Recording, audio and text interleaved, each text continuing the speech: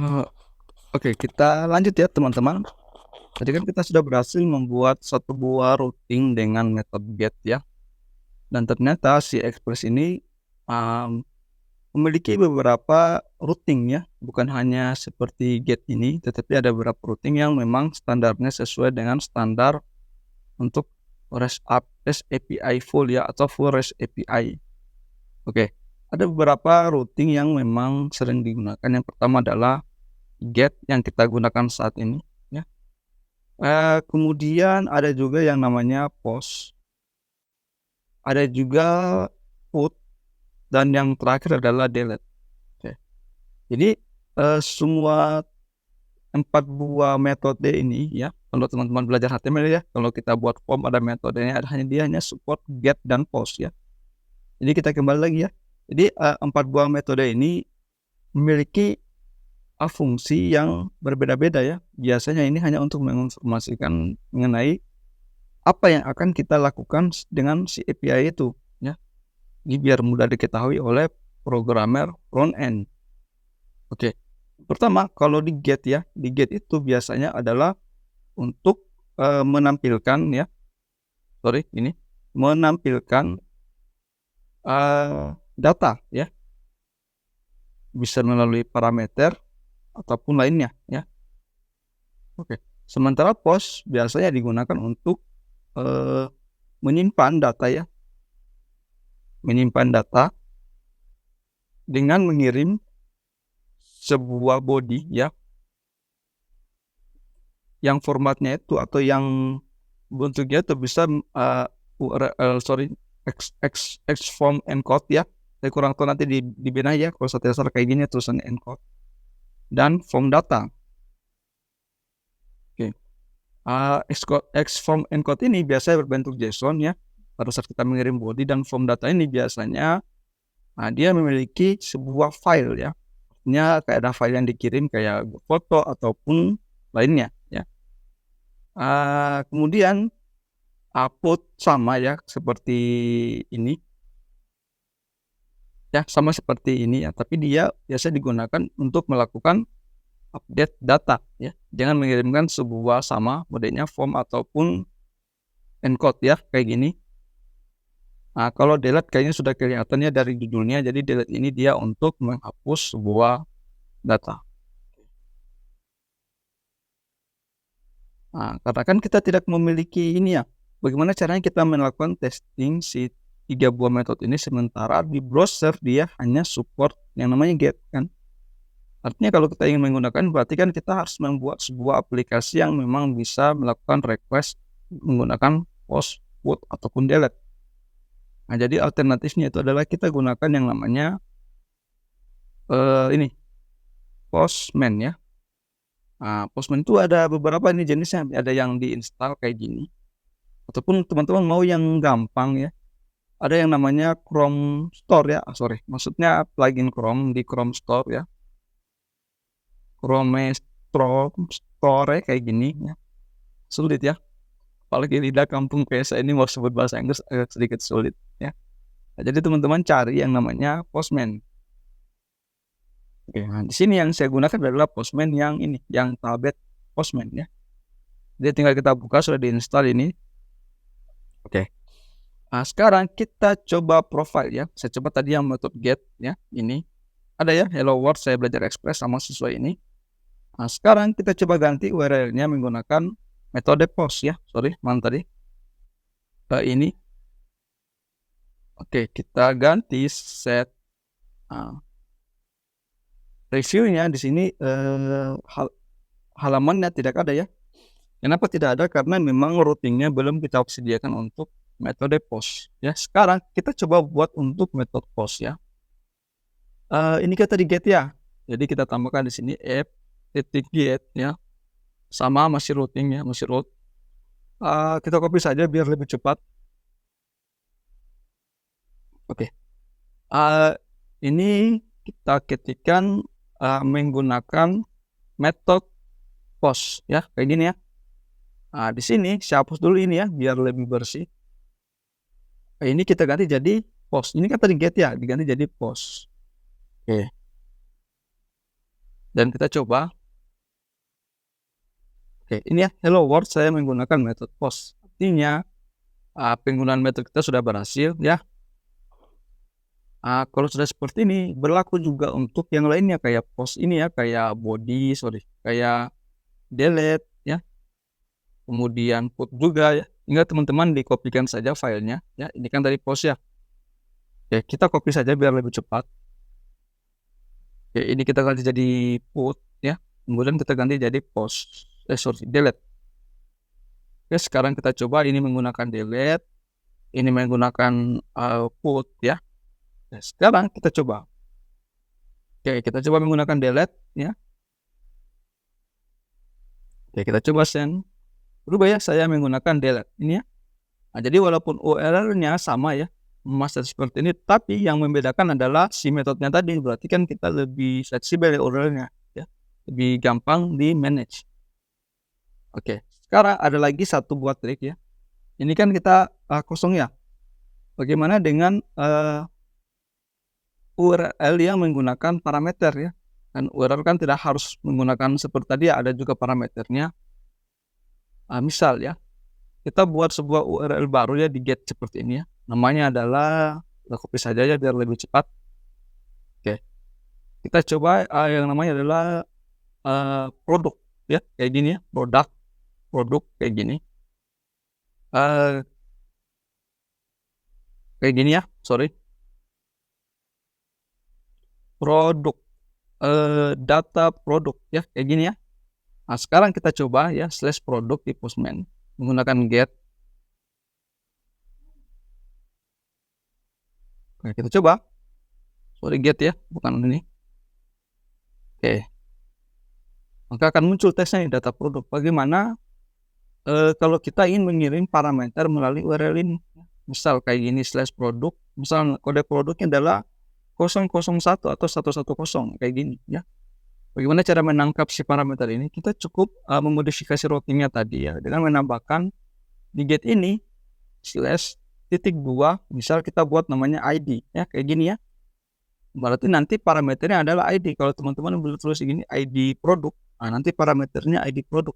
Bebas ya mau memberi nama apa saja, tapi usahakan nama memang yang mudah digunakan ya. Jangan sampai teman-teman akan terjadi kesulitan sendiri karena menggunakan nama yang berbeda ya. Jadi kita gunakan saja ID kayak gini ya, #2 ID. Oke, sekarang kita akan coba menangkap si ID tadi ya. Kita tampilkan di browser kayak tadi. Caranya bagaimana? Kita masuk dalam kurung crawl sini, kita buka variabel baru, set. Misal ID sama dengan atau misal parameter sama dengan ini ya, request ya. Kita ambil folder request ini, kemudian parems ya. Ya kan ini kan paremsnya secara umum ya, kita tidak tahu parems apa yang mau ambil ya. Jadi kita langsung tembak saja ID sesuai dengan parameter di URL ini ID ya. Oke. Sekarang kita coba tambahkan di sini ya. Karena kita gunakan kutip ya, jadi kita tambahkan / tambah kayak gini dan parameter.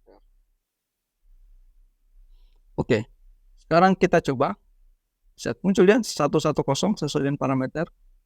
Oke, ada juga cara yang lain ya. Ini kan tadi kita panggil objeknya ya. Nah, kalau mau cara cepat, misal ada beberapa parameter di sini ya. Tinggal kita tambahkan di cons kayak gini ya. ID sama dengan request.parems kayak gini aja. Oke, kalau ada 2 parameter ditambahin lagi. Misal ada juga namanya prefix. Ya boleh ya. Tapi kan kita hanya gunakan ini ya ID ya. Kalau sini kecuali teman-teman mau nambahkan kayak gini prefix. Boleh ya. Oke, kita kembalikan. Nah, ini sama saja kalau kita tambahkan ID. Sekarang kita coba send.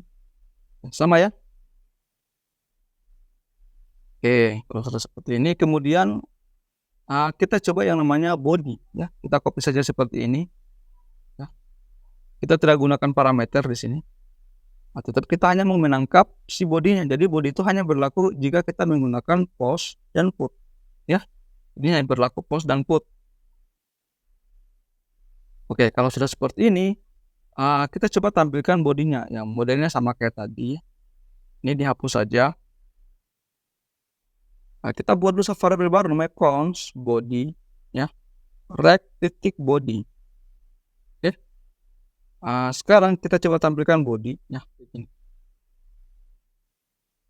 Oke, sekarang untuk mendapatkan body kita gunakan metode post kayak gini. Ini dihapus ya parameternya ini. Kita gunakan yang namanya auxiliary from URL encode ya kayak gini. Misal nama Azwar kayak gini ya. Kita coba send undefinite ya. Kenapa undefinite? Gini.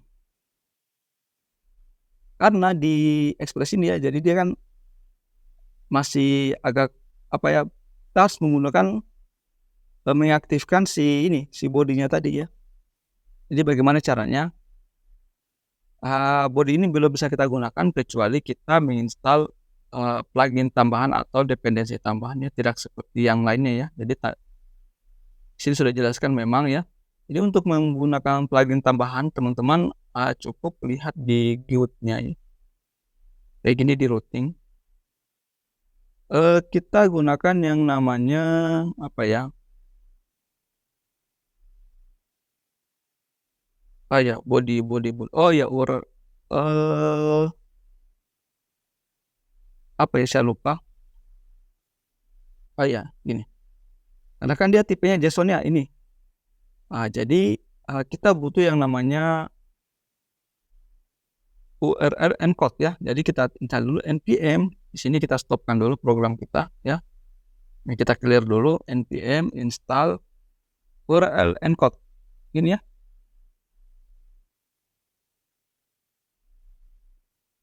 Oke, sudah terinstall. Sekarang bagaimana cara pasangnya? Kita kembali ke main ini ya, di settingan ini. Paling atas saja app titik use ya URL encode. Gini ya. Oke. Gini nih. Kemudian kita butuh yang namanya satu lagi, saya lupa, body parser ya. Saya lupa namanya body parser ternyata. Kita tambahkan di sini sama kayak tadi npm install body parser ya.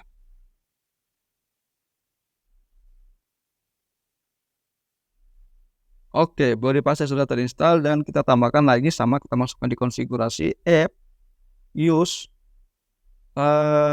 body parser ya. Kayak gini. URL encode ya, sorry.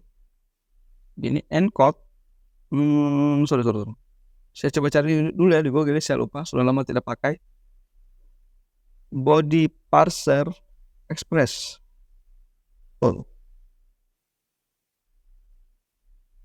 Mana ya konfigurasinya? Ini dia.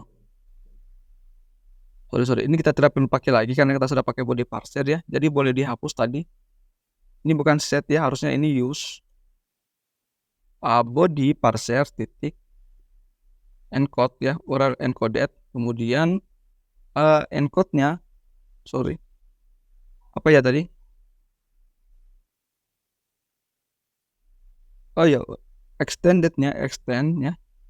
Ini extend true ya.